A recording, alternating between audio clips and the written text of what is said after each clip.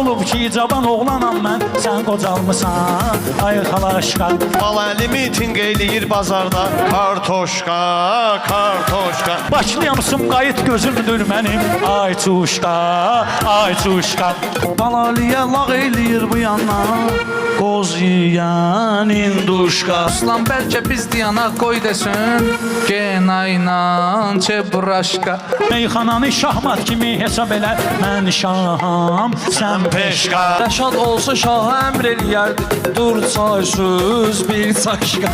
Katejdə Sumqayıtda dur həmişə, Ruslana patdeşqa.